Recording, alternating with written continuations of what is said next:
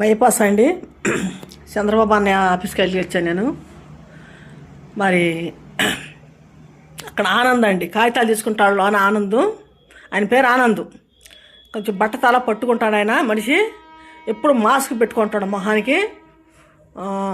ఆయన మూతికి ఎప్పుడు మాస్క్ ఉంటుంది, మాస్క్ పెట్టుకుంటాడు. ఆయన ఎప్పుడు వెళ్ళినా కూడా నన్ను గమనిస్తాడు. గమనించి పోలీసు వాళ్ళని పంపించేసి నన్ను బయటకు పంపించేస్తాడు. కాగితాలు తీసుకోడు. 1-2 సార్లు తీసుకున్న కాగితాలు పెద్దోళ్ళ దాకా వెళ్ళని ఇట్లా కాగితాలు. చంద్రబాబు అన్నయ్య కానీ లోకేష్ బాబు కానీ చేరట్లా ఆ కాగితాలు. మరి పోలీసు వాళ్ళని పెట్టించి బయటికి గంటిచ్చేస్తున్నాడు నన్ను. అక్కడ పోలీసు వాళ్ళు కూడా నన్ను చాలా ఇబ్బంది పెడుతున్నారండి. చంద్రబాబు అన్నయ్య ఆఫీసు బైపాస్, మంగళగిరి బైపాస్. నేను మన శుక్రవారం వెళ్తే ఆఫీస్ లేదన్నారు, తిరిగి వచ్చేసా. ఇవాళ మంగళవారం ఉంటుందని చెప్పి వెళ్ళా.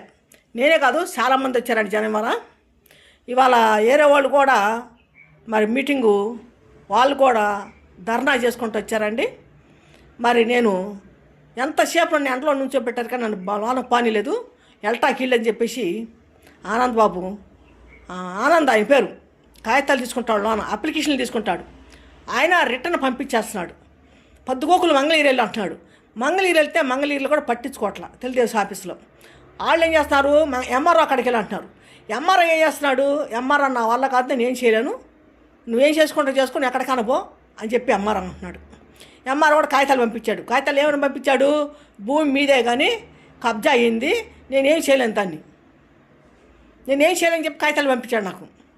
ఇలా చేస్తున్నారండి వీళ్ళంతా కొమ్మక్క అయిపోయి కబ్జాదారులతో నాకు న్యాయం జరగకుండా చేస్తున్నారు. నేను తెలుగుదేశం పార్టీలో తిరుగుతూ ఉంటాను. నాకు తెలుగుదేశం పార్టీలో తిరుగుతున్నా కూడా నాకు న్యాయం జరగలేదు.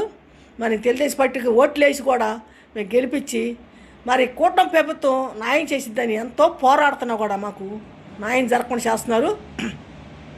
ఆ తెలుగుదేశం ఆఫీస్ కాడికి వెళ్తున్నా కూడా పదే ఆడికి వెళ్తున్నా కూడా నన్ను రాకుండా చేస్తున్నారు. నన్ను రోడ్డు మీద నుంచోబెడుతున్నారు, ఎర్ర టగ్లో నుంచోబెడుతున్నారు. మరి అక్కడ సీసీ కెమెరా కూడా ఉన్నాయి. కావాలంటే సీసీ కెమెరాలో కూడా పడి ఉంటుంది, చూడండి ఎవరైనా సరే. అక్కడ ఆఫీస్ వాళ్ళు ఆనంద్ అక్కడ కాగితాలు తీసుకుని అతను పోలీసు వాళ్ళతో లోనకు రాకుండా బయటికి పంపించాను. పోలీసు వాళ్ళు కూడా నన్ను చిత్రవాసం చేస్తున్నారు. అక్కడ నన్ను చాలా ఇబ్బంది పెడుతున్నారు, చాలా బాధ పెడుతున్నారు. అది భూమి సమస్య. 5 ఎకరాల 20 సెంట్ల భూమి బాలసాని రాజేశ్వర కుటుంబం, సముద్రాల చిరబాబు కుటుంబం ఆ భూమిని కబ్జా చేశారు. కబ్జా చేసి మా దగ్గర కాగితాలను కూడా లాక్కెళ్ళిపోయారు కబ్జాదారులే. మా కింద ఏమి లేకుండా చేశారు. మేము సర్వే నెంబర్లు పెట్టిన అర్జీ పెట్టుకుంటున్నాను. మరి ఇట్లా చేస్తాను.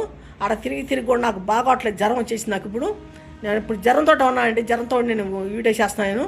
ఆ గొంతు కూడా బాగాలేదు, జ్వరం వస్తుంది. మన శుక్రవారం జ్వరం వస్తుంది నాకు. శుక్రవారం వెళ్ళి ఎర్ర టగ్లో తిరిగి వచ్చాను.